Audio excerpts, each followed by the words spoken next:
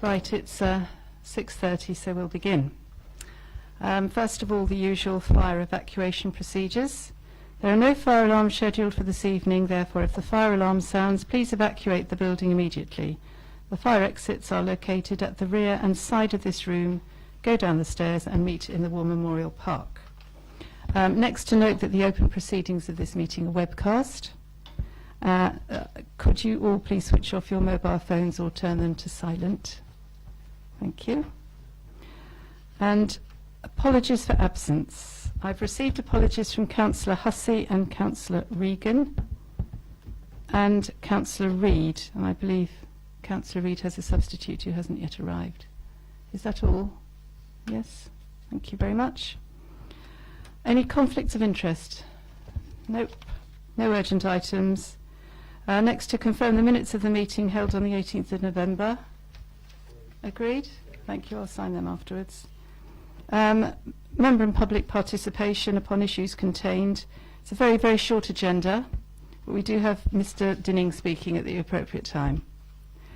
No referral from committees, council or cabinet. So the main item on the agenda, will go straight to it. Consideration of consultation responses to vehicle and operator fees and final approval of taxi and private hire fees. This is going back to the subject that we visited in November at our last meeting. Linda to introduce.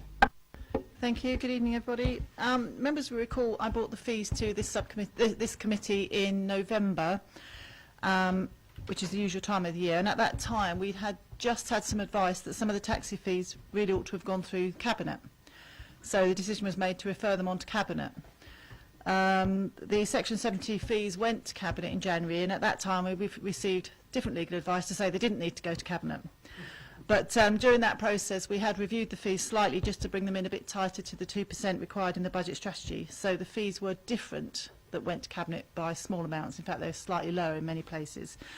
Under Section 70 fees, they have to go out for consultation, which is the fees for the private hire vehicles and hackney carriage vehicles, and the private hire operator licences have to be consulted on for 28 days.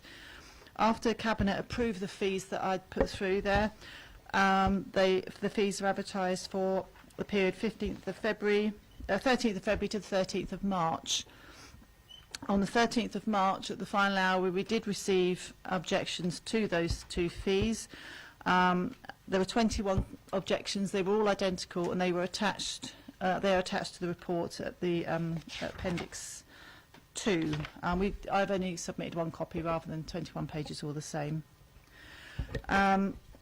So what I'm asking or recommending tonight is, because of all the fees were changed at Cabinet to reflect the 2% more clearly, is for simplicities for this committee to approve all of the fees that were approved by Cabinet in January, but having regard to the consultation responses on the two fees, the vehicle and operator licence fees, recommend that those are approved as well, because otherwise we ended up with a set of fees approved in November and a slightly different set of fees approved in January. So for simplicity, I'm recommending you approve all the fees that were approved by Cabinet.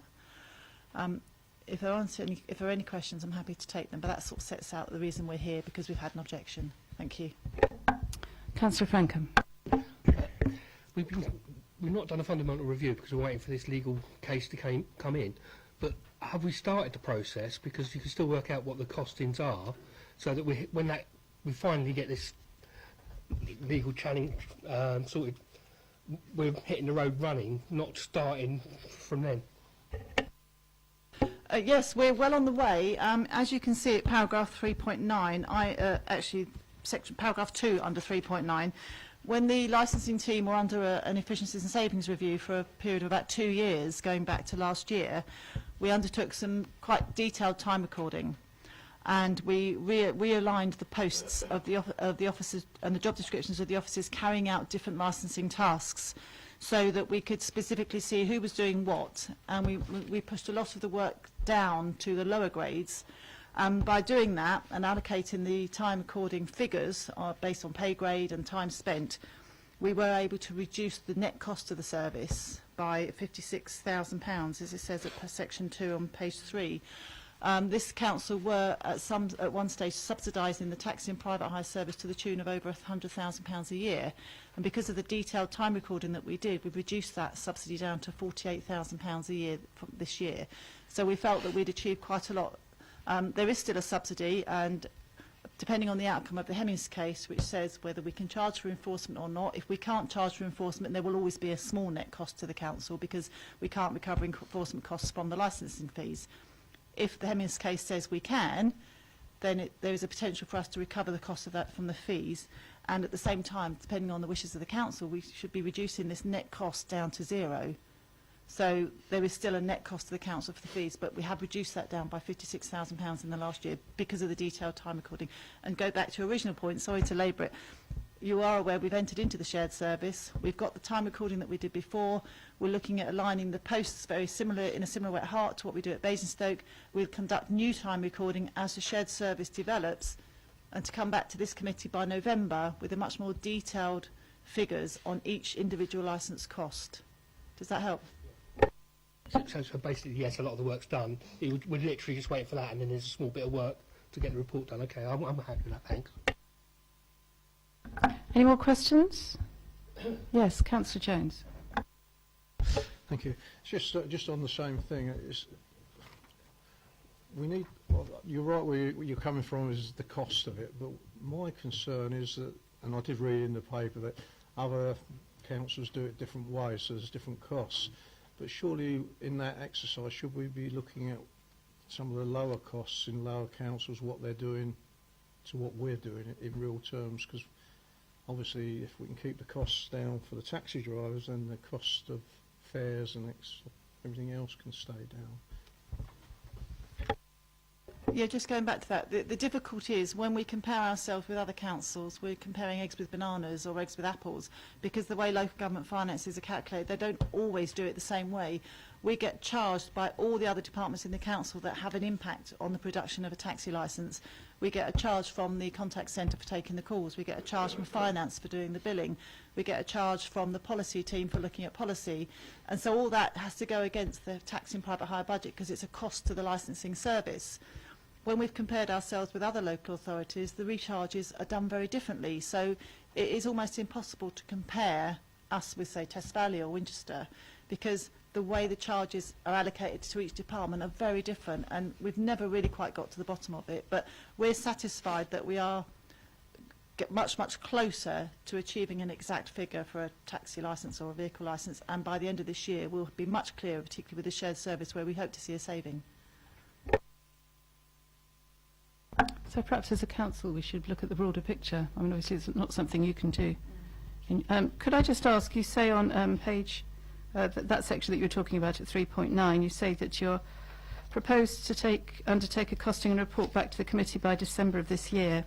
Is that presumably is at the same meeting when you'll be suggesting either a rise or fall in the next fees and charges? Yeah, that's probably November rather than December, because the committee is normally November. So yes, it'll be November. Any more questions at this stage? No, Mr. Dinning, would you like to come and speak? You know what to do.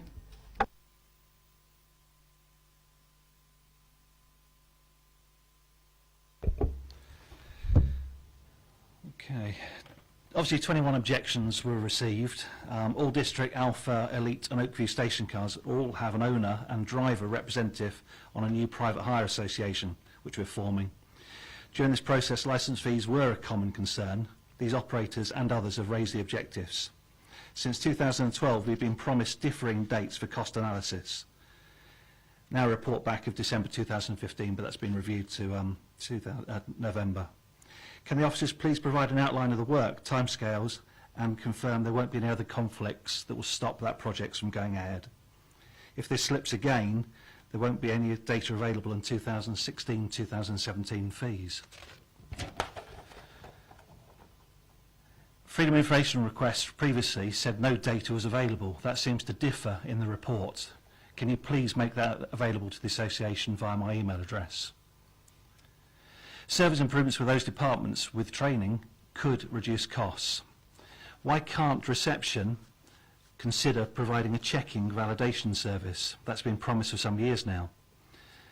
Efficiencies and Savings Review resulted in almost 6% reduction in net costs, which Mrs Cannon's already highlighted. This net cost, is it a subsidy, which you've just highlighted is, on top of the 700 licences? You're suggesting that you're subsidising each licence by anything up to £150 per licence. Hemmings' case has been heard at the Supreme Court of Appeal. They dismissed Westminster Council appeal on one day, now awaiting the write-up of the judgment. Introducing authority comparison table was done to justify costs, but now ignored as complete picture of services isn't clear. Our driver licence is 115, vehicle licence is 246. Why so different? Already at the top of the price ranges without subsidy on each. Concern merging two service units is going to confuse previous accountability of budgets and costs. An alternative way may be to resolve through the local government ombudsman. Please, can the officers give any feedback on suggestion of tiered pricing for renewals and reduce fees funded by green budgets for lower emission vehicles? There's a lot to take in there. Well, it's for us to ask you questions first of all, and then if we choose, we can ask Linda the questions that you've asked. Does anybody have any questions for Mr. Dinning at this stage? No more questions? No? I think we've heard everything you need to say. Thank you very much. Do you want to go and sit down? Thank you very much. Now, I assume, would we like to ask some of the questions that Mr. Dinning has posed? Yes, Linda, it's up to you. Do you want to? I can take. I've tried to write down. Yes, okay. I've tried to write down as many as I can. But Well, I mean, I think on some of them you've already said that these things are in hand, and I don't think you need to repeat yourself, but anything that's new, and the two recommendations that were made at the end of the letter that he sent.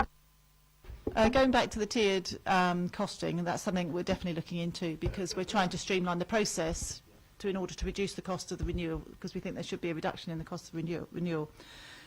In terms of the green vehicles, for us to produce a licence for a vehicle, it doesn't really matter what the vehicle runs on, whether it's green or whether it's petrol or whether it's diesel. The cost of producing a licence would be the same. However, I am aware there was some government funding announced yesterday for local authorities to support green taxis. So I'm actually on leave this week, so when I'm back at work next week, I will look into see how we can perhaps be involved in that, because I think that's a good thing, but we need to cover the cost of issuing the licence, and it would be unfair for non-green drivers or vehicle proprietors to subsidise, because we'd have to get the cost back somehow. If we charged you £10 less for a green vehicle, we've got to charge somebody else £10 more to cover the cost. So we will be looking into that funding. The FOI, there was a lot of personal data there which would be exempt from release. It was all about the actual time recording figures and who did what. So there'd be quite a bit of personal data there, so I'd have to look into that. But we released what we were entitled to release in response to the FOI.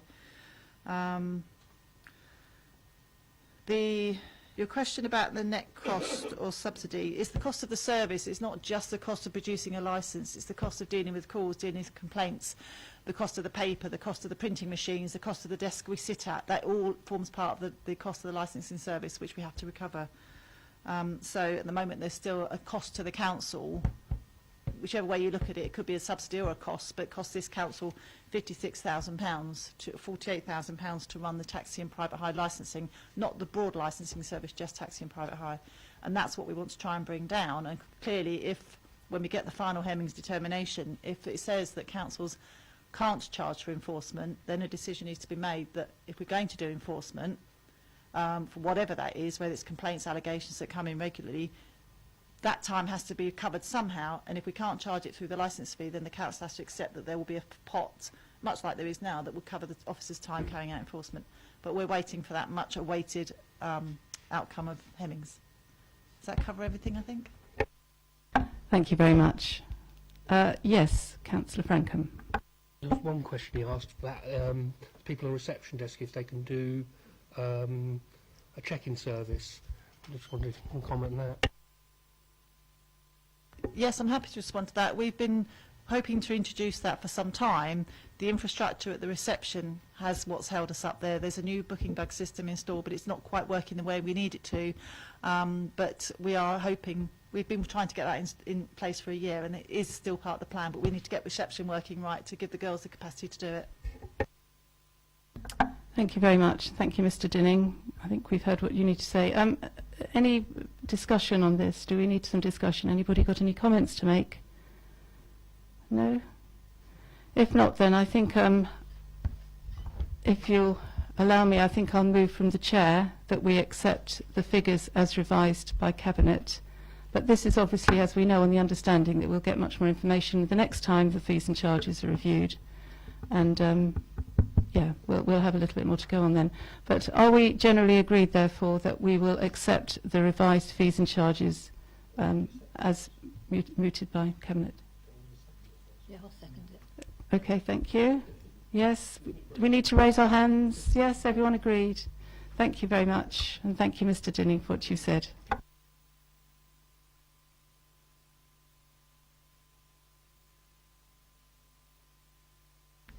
Right, all that remains is to look at matters dealt with by the subcommittee for noting. There at the back. Yes, you've got a question, Councillor Frankham. A couple of observations. I know it's trading standards, but do people still use VHS videos on CCTV? That's because they put it on as a condition. On the Tesco Express one... Sorry, should we take one at a time? Which one are we looking at? That's mentioned in a couple of them. Oh, okay. It's things that trading standards put on. So it's not really in our control. I'm just making it as a comment. Okay, no, that's... And another one they've done on the CCTV for the shop. The CCTV must cope with strobe lighting. I've never been into a shop that's had strobe lighting. Obviously not. Again, on that's the Tesco Express. That says VHS footage as well. I just think it's showing. I can't believe anyone's using that anymore. Yeah, thank you very much. I was pleased that Councillor Reid used the 5 days on the Popinjay one because there were so many conditions. It just made so much sense. So I wanted to thank her for that because it did make a lot of sense. Right, this is a question. On the, I can't see which one, Connect, SF Connect. It's more general anyway. Again, I think this trading standards one, actually this is a comment still, they're just saying the police and the trading standards, there are other responsible authorities. It's a bugbear. It means, would you have to get a police officer in to ask for the records if you needed it? So they use videotape again in that one. I've lost where my question was. I don't take from memory. Well, whereabouts does it say that on this decision notice? We've got 3 pages. Which one? Where is it?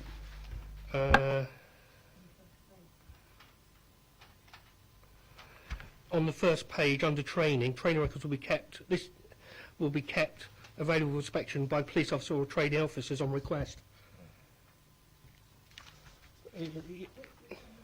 It's the Connect. It's the last one.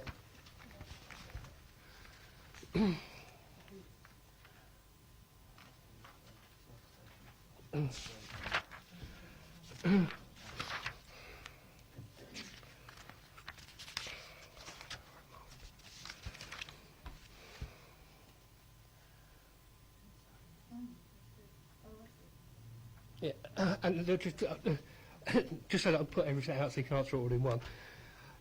For my information more than anything, one of the conditions on one of them was that they've got to notify the police if the CCTV breaks in 24 hours. Well, the CCTV's broken. They're not meeting the condition. Surely, are they allowed to be open still? And how would that work in reality if the system busted and therefore we break in a condition? If I take that one first, if the CCTV isn't working, it's a breach of their licence condition. It doesn't mean to say they have to close, but it means they're in breach of their licence. And clearly, if there's a condition that says they should notify the police, then they should. That's another condition. And if they don't, they're in breach of that. So they need to actually find out whether it's not working.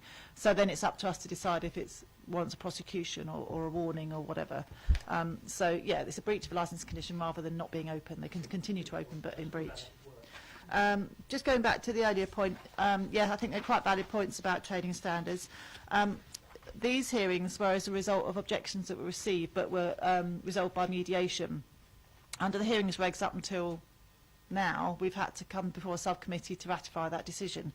The new guidance that came out this week is worded differently, and they're saying that we should be able to add these conditions without having to come back to a subcommittee. But there's a little bit of conflict in the wording, so we may not have to come back to a subcommittee to ratify conditions where they've been agreed.